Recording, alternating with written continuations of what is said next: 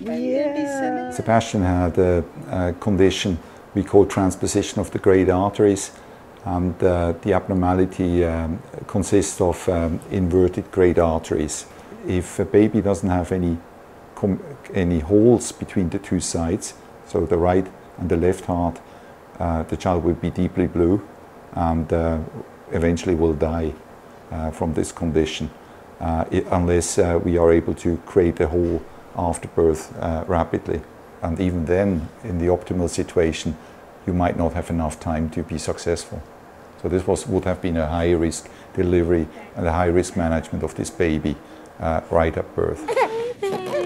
Initially, it was the questions of why us, why our baby, what did I do wrong, is it something I could have prevented? Hearing what we had to go through to get him here safely and, you know, the best way possible was, it's pretty intense hearing something like that they're gonna do it while he's still inside of her. So what we had to do in this situation was to do a procedure before birth to try and open up the septum between the two atria.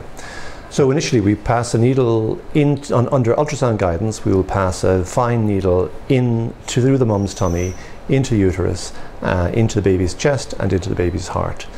We will pass it through the wall between the two atria, and then over that, or through that needle, we'll pass a little catheter which carries a balloon. We will withdraw the needle out of the chamber, and then we will blow up the balloon, which makes a hole in the atrium, in the wall between the two chambers. And this allows the mixing of the blood. And then that takes away most of the urgency from the baby's point of view after birth. Hi, Booby. What's Daddy doing? I think the actual surgery took about 15 or 20 minutes once we had everything set up. And to our best of our knowledge, this is the first time that this has been done in the world. What transpired after the surgery was that that labour was induced a few days later, and Mum had a very straightforward normal labour. So it was a really dramatic transformation. He's a pretty calm, pretty chill baby.